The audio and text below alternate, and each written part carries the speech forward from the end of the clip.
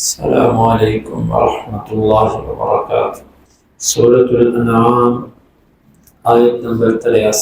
اعوذ باللہ السمیع العلیم من الشیطان الرجیم من ہمزہ ونفخہ ونفثہ وَتِلْكَ حُجَّتُنَا آتَيْنَاهَا إِبْرَاهِيمَ عَلَىٰ قَوْمٍ۔ یہ ہماری دلیل تھی جو ہم نے ابراہیم کو اس کی قوم کے خلاف دی۔ کیا چیز؟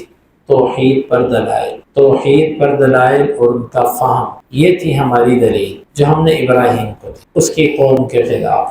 نرفع درجات من نشاء، ہم جس کو چاہیں اس کے درجات کو بلند، مطلب اس کو اپنے دلائل سے نواز دے۔ گویا کہ جس کو اللہ دلائل دے دے اللہ تعالیٰ اس کے درجات کو بلند کر دے، چاہے وہ علماء ہوں یا کوئی بھی بندہ جس کو اللہ تعالیٰ ہدایت عطا کر دے تو اس کے درجات میں اللہ تعالیٰ نے اضافہ رکھا تھا، اسی لیے اللہ نے اس کو دلائل سمجھا دیے۔ ان ربک حکیم علیم، تیرا رب حکمت والا ہے، علیم جاننے والا ہے، یعنی اسے پتہ ہے کہ یہ ہدایت کس کو دینی ہے اور یہ دلیل کس کو دینی ہے۔ حکیم حکمت والا ہے، وہ جس کو دیتا ہے وہ عین حکمت کے مطابق ہوتا ہے۔ وَوَهَبْنَا لَهُ إِسْحَاقَ وَيَعْقُوبَ، ابراہیم علیہ السلام نے اللہ کی خاطر سب کچھ چھوڑا، اللہ تعالیٰ نے پھر ان کو اسحاق اور اسحاق کے بعد یعقوب کا تذکرہ یہاں پر مزید اطمینان کے لیے کہ تمہاری زندگیوں کے اندر ہی اسحاق کا بیٹا یعقوب بھی ہو، اور یہ انسان کے لیے خوشی کا باعث ہو اور اس بات کی علامت ہوتی ہے کہ ہماری نسل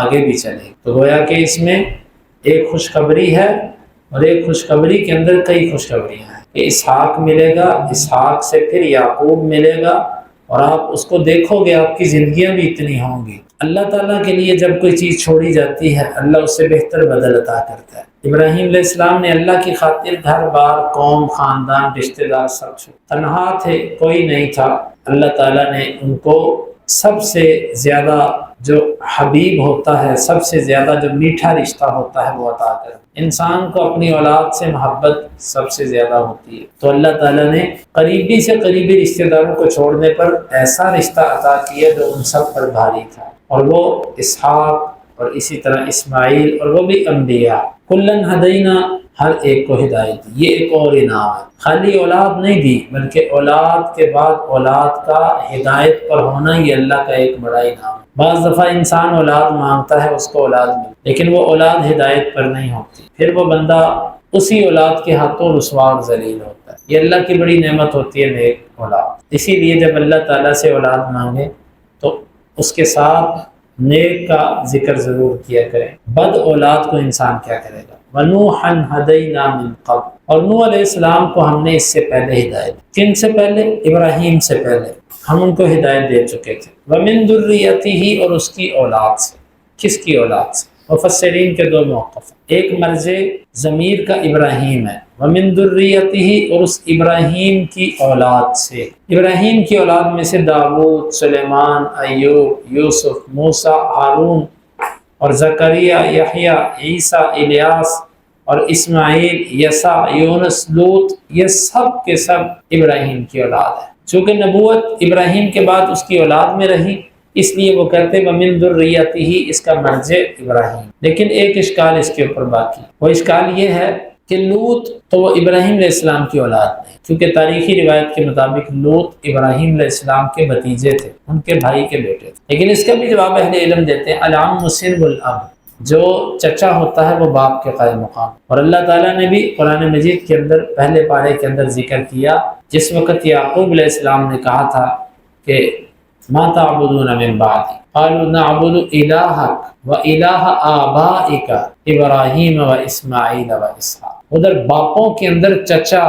اسماعیل کا بھی ذکر کیا، تائے اسماعیل کا بھی ذکر کیا، دلیل ہے کہ باپ کے اندر یہیں سے اور بھی مسائل علم میراث کے بھی اور بھی کئی اہل علم نے مسائل یہاں سے ثابت۔ تو وہ کہتے ہیں کہ یہ تغلیب ہے، یعنی باقی تو سارے بیٹے ہیں اور ایک بھتیجا ہے، بھتیجا بھی بیٹے کی طرح ہوتا ہے، تو تغلیباً زیادہ کے اندر ایک اگر کوئی ایسا آ جائے تو یہ جائز ہوتا ہے۔ جیسے اللہ تعالیٰ نے فرشتوں کو سجدے کا حکم دیا تو ابلیس میں اس میں داخل۔ دوسری بات کہ ضمیر کا مرجع نوح علیہ السلام ہے، کہ نوح علیہ السلام اور اس کی اولاد میں سے داؤد، سلیمان، ایوب، یوسف، موسیٰ، ہارون، اور ہم احسان کرنے والوں کو یوں ہی بدلہ دیتے ہیں۔ یعنی اس آیت کا معنی یہ بنتا ہے آپ نیکوکار بنو صحیح، مخلص بنو صحیح، اللہ نیکیوں کے سلسلے آپ کی اولادوں میں جاری کرتے ہیں۔ انسان کی نیکی کا اثر اللہ تعالیٰ اس کی اولاد پہ رکھتا ہے، الا یہ کہ اس کے مقدر میں کوئی خاص بدبختی نہ ہو۔ جس طرح کہ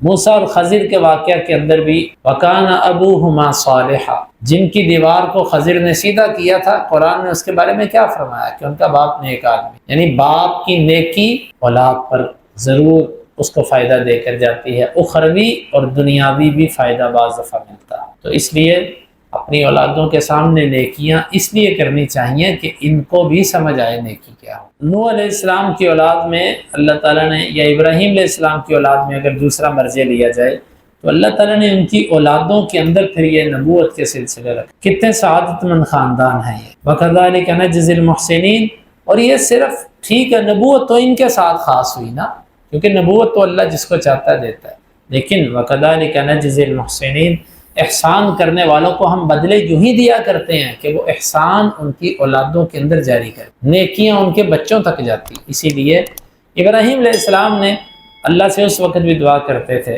کہ یا رب العالمین میری اولاد کو وَجْنُبْنِي وَبَنِيَّ أَن نَعْبُدَ الْأَصْنَامَ، اللہ مجھے اور میرے بچوں کو ان بتوں سے بچا۔ اور بھی ابراہیم علیہ السلام کی دعائیں اپنی اولاد کے لیے موجود، اپنی اولاد کے لیے دعائیں کرنی چاہیے۔ جو موجود ہے یہ بھی ہماری اولاد ہے، اور جو ان سے آگے اولادیں چلیں گی تا قیامت وہ بھی ہماری اولاد، ہمیں ان کے لیے بھی دعا کرنی چاہیے۔ وزکریا و یحییٰ و عیسیٰ و الیاس کل من الصالحین، یہ سب کے سب نیکوکار، اسماعیل و الیسع و یونس و لوطا وکلا فضلنا علی العالمین، اور ان میں سے ہر ایک کو ہم نے جہان والوں پر فضیلت۔ اب یہاں سے وہ بات سمجھ آتی، جس طرح کہ بنی اسرائیل کے بارے میں اللہ تعالیٰ نے فرمایا نا کہ یا بنی اسرائیل اذکروا نعمتی التی انعمت علیکم وانی فضلتکم علی العالمین، میں نے تمہیں جہان والوں پر فضیلت دی۔ وہ کہتے ہیں کہ جی سارے جہانوں پر فضیلت مراد۔ اکثر قرآن مجید جب یہ کلمہ استعمال کرتا تو اس میں اس سے مراد اس زمانے کے لوگ، وَكُلًّا فَضَّلْنَا عَلَى الْعَالَمِينَ، اور ان میں سے ہر نبی جب اپنے زمانے میں تھا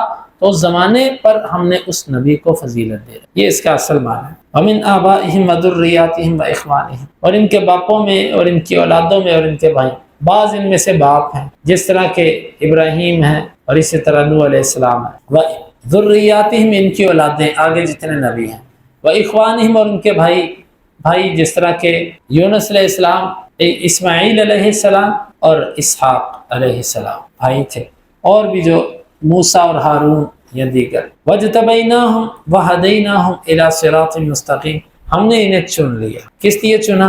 اپنے قرب کے لیے، اپنی محبت عطا کرنے کے لیے، وَهَدَيْنَاهُمْ، اور ہم نے ان کو ہدایت بھی دی، إِلَى صِرَاطٍ مُسْتَقِيمٍ، سیدھے رستے کی طرف۔ یہ اللہ کی نعمت ہے، جسے وہ چنتا ہے اسے وہ ہدایت، یعنی کہ ہدایت اللہ تعالیٰ ہر ایک کو نہیں دیتا۔ دیکھو مال اللہ ہر ایک کو دے دیتا ہے، حسن اللہ ہر ایک کو دے دیتا ہے، تندرستی ذہانت ہر ایک کو دے دیتا ہے، لیکن ہدایت اللہ ہر ایک کو نہیں دیتا۔ وَاجْتَبَيْنَاهُمْ وَهَدَيْنَاهُمْ، ہم نے انہیں چنا اور انہیں ہدایت، گویا کہ ہدایت اللہ کے چنیدہ لوگوں کے لیے ہے۔ تو ہم بعض لوگوں کو چاہیں بھی تو میرا رب کہ اگر وہ چنیدہ نہیں ہے تو انہیں ہدایت نہیں مل سکتی، اور پھر اللہ سے یہ دعا کرنی چاہیے اللہ ہمیں ان لوگوں میں شامل کر لے جو اس کے چنے ہوئے، تاکہ ہدایت ہمارے لیے اللہ کی طرف سے آ جائے، اِلیٰ صراط مستقیم، سیدھے راستے کی طرف۔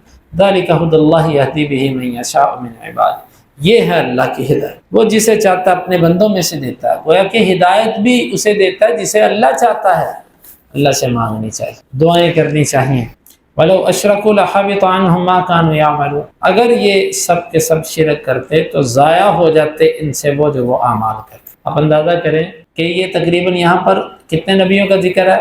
ابراہیم علیہ السلام ایک، اسحاق، یعقوب اور نوح، داؤد، سلیمان، ایوب، یوسف، موسیٰ، ہارون، زکریا، یحییٰ، عیسیٰ، الیاس، اسماعیل، یسع، یونس، لوط، تقریباً 18 نبی۔ 18 نبیوں کا ذکر کرنے کے بعد اللہ تعالیٰ فرماتا ہے لو اشرک، اگر یہ شرک کرتے تو ان سب کے اعمال اللہ ضائع کرتے۔ یہ عظیم نبی ہیں، نبی شرک کر بھی نہیں سکتا، لیکن شرک کی قباحت بیان کرنے کے لیے کہا کہ اگر نبی جیسا عظیم بندہ بھی یہ جرم کر لے تو عمل اس کے بھی ضائع، اتنا بڑا جرم ہے یہ شرک۔ تو اسی طرح اللہ تعالیٰ کے ہاں مرتبے ضرور ہیں لیکن جرم ہوتا ہے۔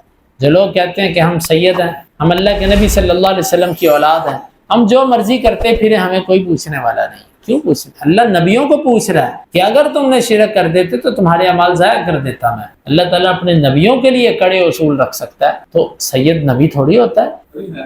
تو اس لیے یہ سمجھنا چاہیے کہ شرک اتنا گھنونا ہے، اتنی بری چیز ہے، اللہ تعالیٰ چاہے اگر کسی نے ایسا کیا تو اللہ تعالیٰ اس کے عمل کو ضائع کر کے رکھ دے گا۔ اللہ تعالیٰ سے دعا ہے سمجھنے کی اور عمل کی توفیق عطا فرمائے۔